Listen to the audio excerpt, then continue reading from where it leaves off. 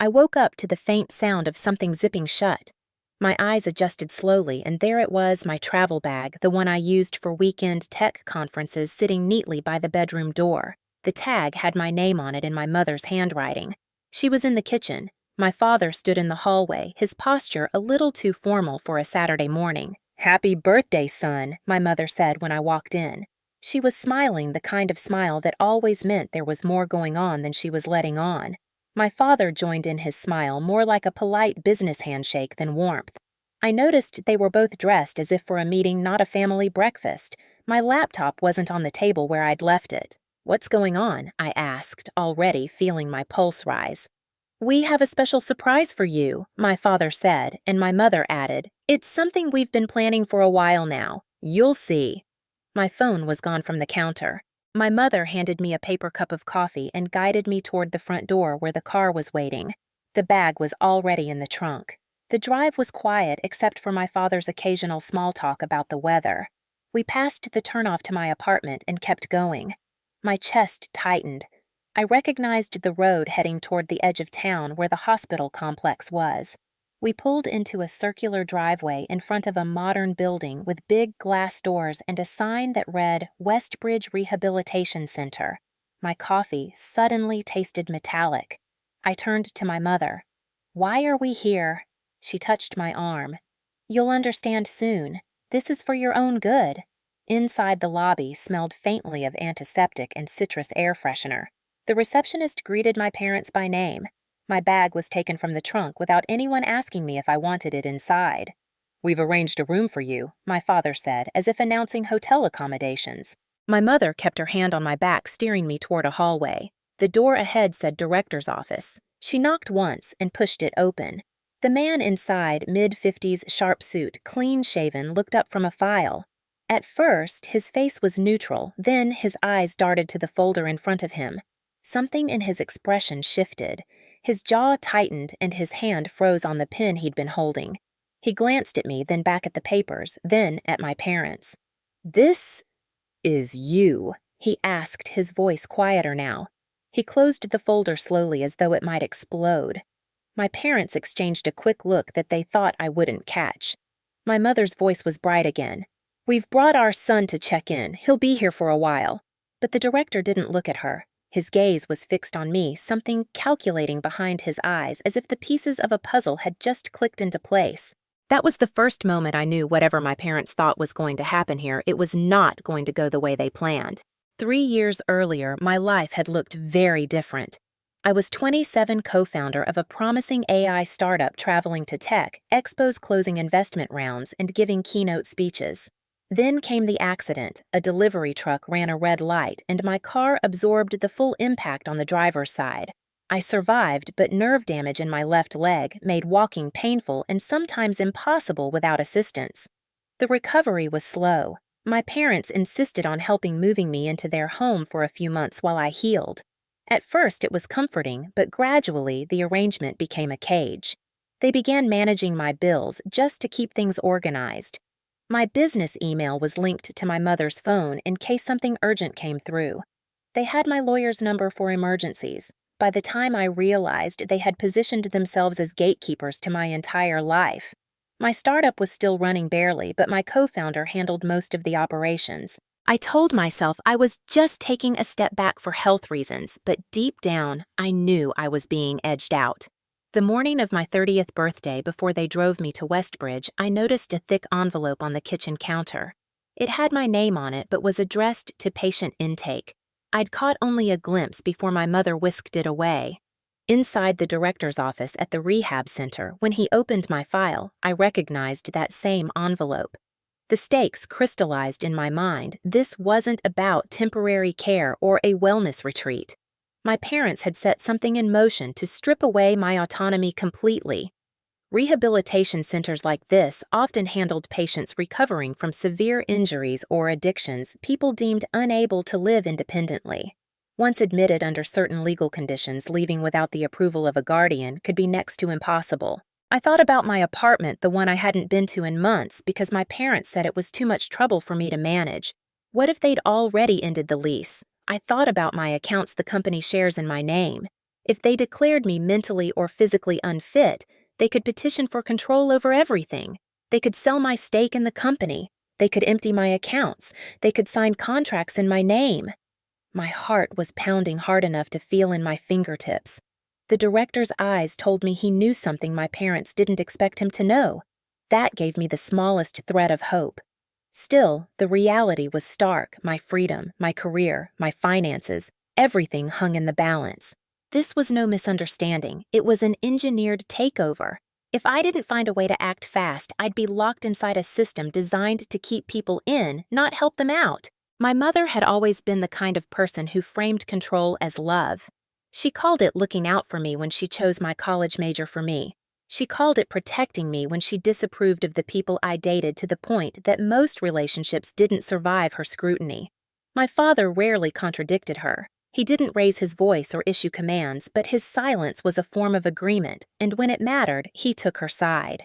After my accident, that dynamic intensified. She managed my medication schedules, coordinated my physical therapy, and handled all correspondence with my health insurance. At first, it felt like relief, but gradually she began making decisions without consulting me at all. When my car was sold because you're not driving anymore, I wasn't even told until weeks later.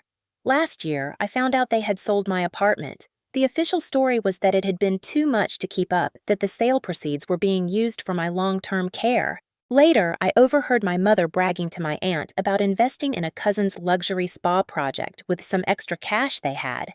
It wasn't difficult to connect the dots. They framed every action as sacrifice on their part. How they'd given up their retirement plans to care for me. How they'd turned down travel opportunities because I needed them. I could never argue without looking ungrateful. That was their greatest weapon, making resistance feel like betrayal. My mother had a library of phrases designed to shut down discussion. We only want the best for you. Someday you'll thank us. You can't see it now, but this is what you need. My father's were fewer but sharper. It's done. Don't overthink it. Just let your mother handle this. I'd been conditioned to back down, but this morning in Westbridge's lobby with the director's sudden stiffness and that file on his desk, I felt the conditioning start to crack. My parents thought they were in control. They believed I was still the compliant son who would accept their version of reality. But the part of me that had built a company from nothing, the strategist, the negotiator, the person who thrived in high-pressure deals, was still here. They had underestimated me, and they were about to find out exactly how much of a mistake that was. The first night in Westbridge, I lay awake listening to the faint hum of the air vents and the occasional squeak of a cart's wheels passing my door. I had been given a small room with a narrow bed, a wardrobe, and a view of the parking lot. My phone was still missing, and the facility's Wi-Fi required a login I didn't have. Meals were delivered on a strict schedule. Every hour, a staff member would pop in to check on me, making notes on a clipboard. It was polite surveillance, but surveillance all the same. On the second day, I overheard my mother in the hallway speaking to someone on her phone. Her voice was low, but the thin walls carried her words. "He'll sign the rest of the transfer next week," she said. "Once that's done, we can finalize the sale. The buyer's ready." My stomach dropped. This wasn't just about controlling me. They were moving to liquidate what was left of my assets. Later that afternoon, a senior staff doctor came by to review my case. He asked routine questions, but as he flipped through my file, I noticed pages with clinical notes I'd never heard before. Phrases like impaired judgment, inconsistent memory, and requires structured environment. The date on the report was only a month old, signed by a physician I'd never met. That single document could justify keeping me here indefinitely. After the doctor left, I started observing the rhythms of the place.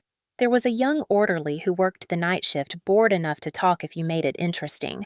I learned his name was Marco and that he liked retro video games. I made casual conversation hinting at the tech gear I still had at my apartment and the custom handheld console I'd built last year. That caught his attention. I told him there was a way he could help me and maybe earn something in return. By the fourth day, Marco had forgotten to lock the staff lounge after his break. Inside was a communal computer with an old browser. I couldn't access my email directly, but I found a loophole, an online code repository where I still had admin access. I left a message buried in a comment thread only one person would notice, my former co-founder Dylan. It was short, urgent. Parents orchestrating forced guardianship. Need extraction plan. That night, I lay in the dark, adrenaline cutting through the exhaustion. My parents had the legal upper hand for now. They had a narrative and falsified documents to back it, but I had something they didn't expect: contacts who owed me favors and the patience to set the pieces in motion. The game had begun. On the fifth morning, Marco slipped a folded piece of paper under my door. It was a printed email from Dylan. The message was concise but heavy. Confirmed. Your mother filed for full legal guardianship 2 weeks ago. Attached copy of petition including forged signatures and medical report from a clinic that doesn't exist. Also, buyer lined up for your AI project contract draft already circulating among investors. Estimated value 8.4 and cuz. Signing scheduled for next Friday. I read it twice, my hands tightening around the page.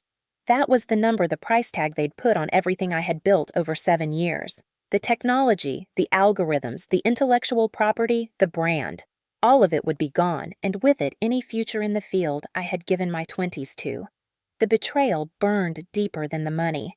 It was the certainty that my parents had been planning this for months, maybe longer, while pretending to care for me.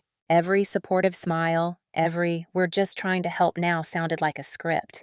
I thought about the accident, the months of recovery, the way they had stepped in to take the pressure off. It had never been about helping me heal. It had been about setting the stage for this moment. I sat on the bed, the room feeling smaller by the second. The petition Dylan sent me was signed with my name, but the signature was wrong. They'd imitated my handwriting well enough to fool someone who didn't know me, but the pressure points were off. The loops in the P of my last name were too wide. That detail might seem insignificant, but in legal terms, it was a crack in their armor. The contract for the AI sale was equally damning. My mother was listed as primary legal guardian and sole decision-maker, with my father as co-signer. There was no clause protecting my ownership, no mention of a trust or payout in my name. It was a complete erasure. I stared at the paper and felt a strange calm settle over me. The initial shock had passed. What remained was precision, the mental state I used to get into when debugging the most stubborn code. I would need evidence. I would need witnesses. And I would need to let my parents walk far enough into their own trap that there would be no way out for them. That night, I called Marco into my room under the pretense of asking for extra blankets. I showed him the email, the forged signature, and the contract. His eyes widened. This is messed up, man," he said. I told him I needed a recording device for an upcoming meeting and that if he could get me one, there would be a generous reward. He didn't ask questions. He just nodded. I knew now that I wasn't fighting to convince them of anything. I was fighting to destroy the machinery they had built around me.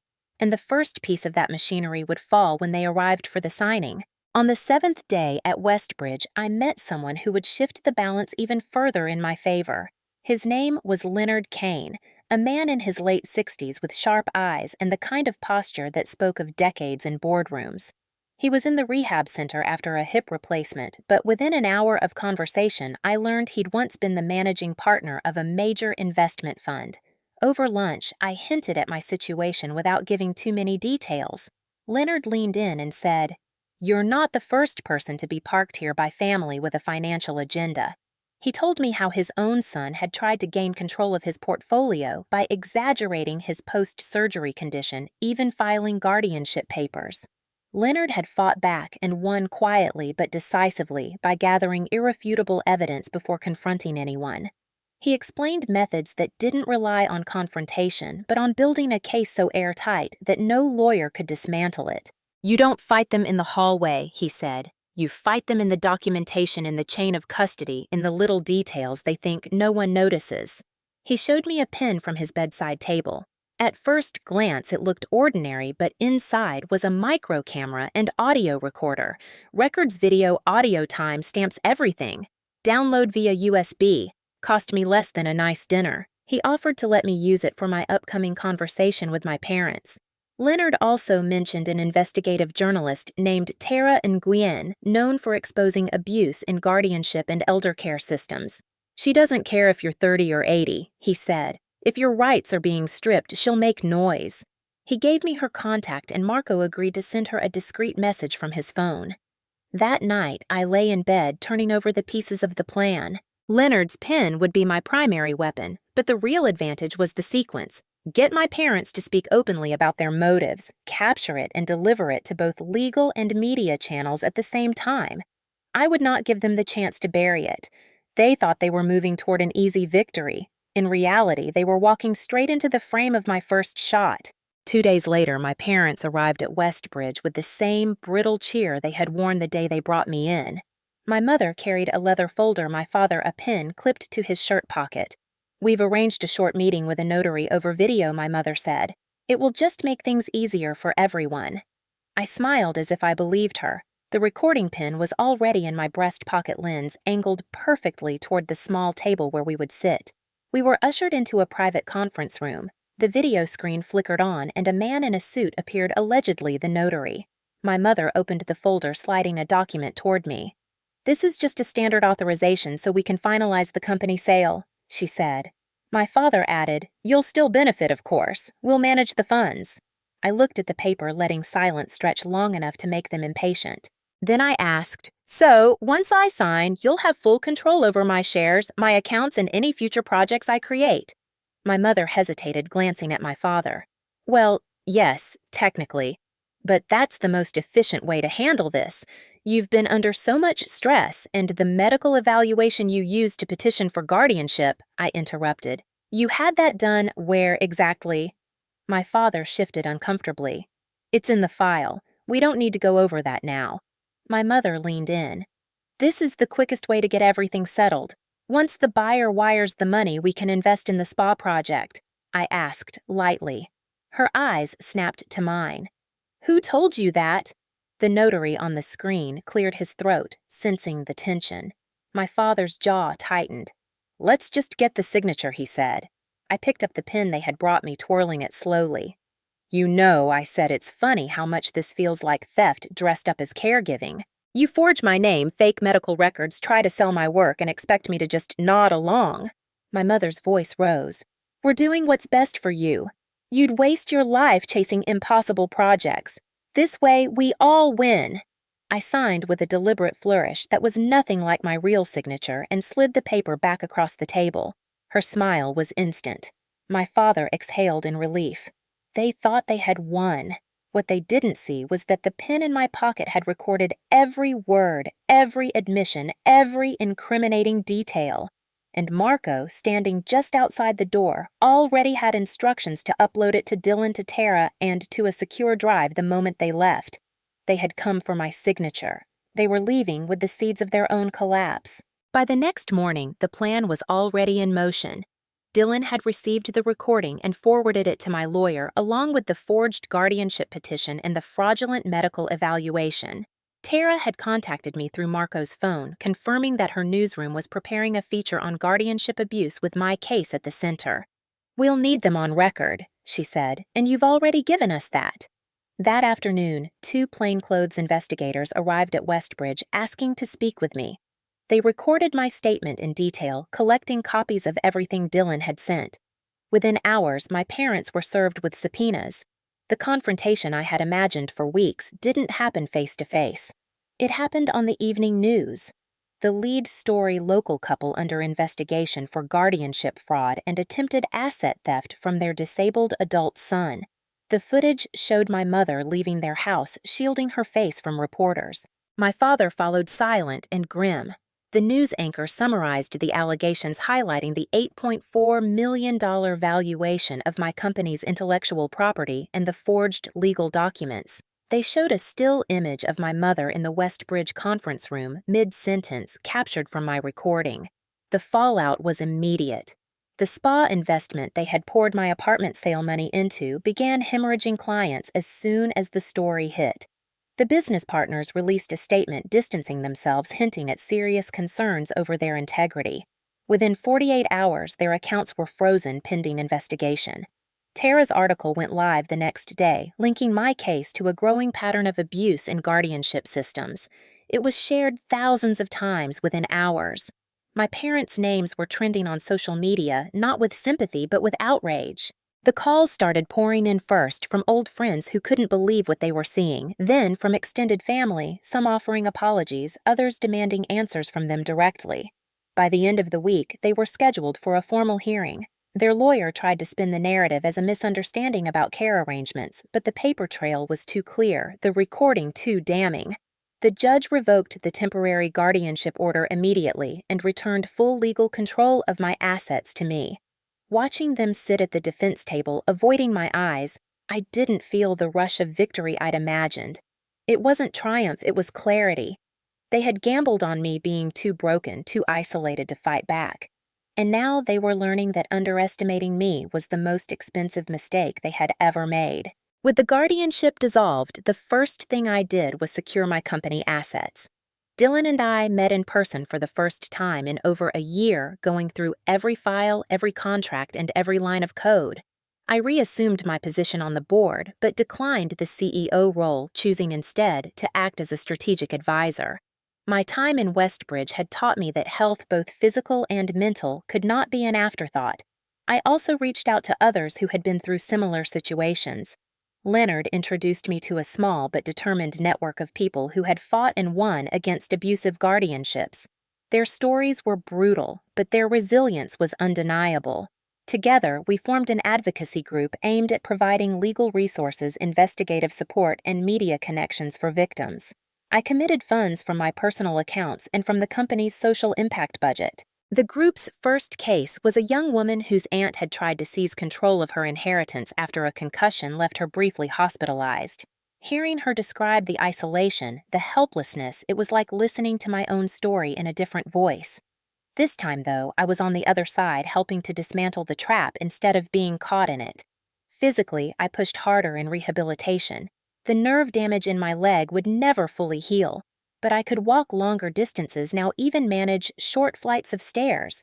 It wasn't just about movement, it was about reclaiming agency over my own body. People asked me if I hated my parents now. Hate wasn't the right word. What I felt was a kind of cold distance, a door that had closed and would not reopen. The trust had been burned away, and in its place was an understanding family could be your first shield, but it could also be the sharpest knife. One unexpected connection remained my nephew Aaron. He called me one evening, awkward but sincere, to say he was sorry. He said he hadn't known the full extent of what his parents were doing. I believed him. We agreed to meet for coffee, no agenda, no baggage. It was a small bridge, but it mattered. In the months that followed, I built a life not defined by the accident, not defined by what my parents had tried to take, but by what I chose to create. For the first time in years, I wasn't surviving under someone else's terms. I was living on my own. One year after my 30th birthday, I walked back through the glass doors of Westbridge Rehabilitation Center. This time, I wasn't a patient. I was there as a benefactor. The advocacy group I'd helped build had secured funding to improve conditions in facilities like this, and Westbridge was the pilot site. The lobby still smelled faintly of antiseptic, but there were new paintings on the walls, brighter lighting, and a hum of conversation that hadn't been there before. Residents were gathered in a renovated common room, not just watching television, but engaged in activities, board games, art classes, even a coding workshop for those interested in learning basic programming. Leonard greeted me with a firm handshake. "You did it," he said, nodding toward the changes.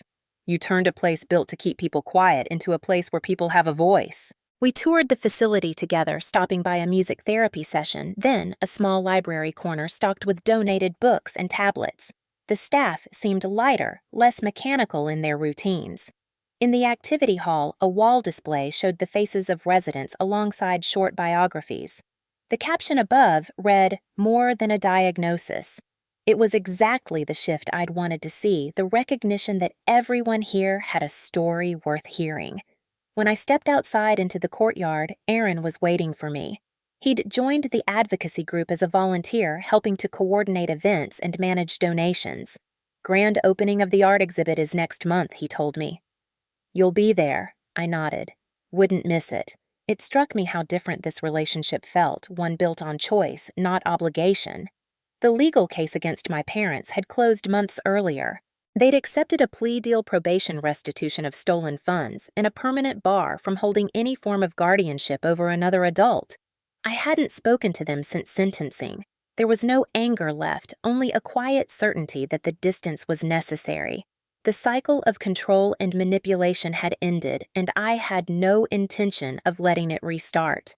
Back at my apartment that evening, I opened a folder containing the original forged documents, the fake medical evaluation, and the signed contract they had tried to use against me. I kept them not as a reminder of bitterness, but as proof of how far I'd come. They were artifacts of a battle fought and won, not just in court, but in reclaiming my identity. As I prepared dinner, I thought about something Leonard had said months earlier. Revenge is satisfying for a moment. Building something better is satisfying for a lifetime. He was right. The exposure, the legal victory, the public downfall of my parents that had been necessary. But what came after was what truly mattered. From my kitchen window, I could see the city skyline lit against the night. Somewhere out there, someone was sitting in a locked room thinking they had no way out. Maybe they were 30, maybe 80. Maybe they had no one in their corner yet. But because of what we'd built, they might soon have a phone call, a legal brief, a journalist ready to tell their story. That was the real victory. I closed the folder, slid it into a locked cabinet, and sat down to eat. No chains, no signatures in someone else's hand. No, for your own good, from people who wanted control. Just me, my choices, and a future I owned completely. The toxic loop had ended here, and it would not begin again.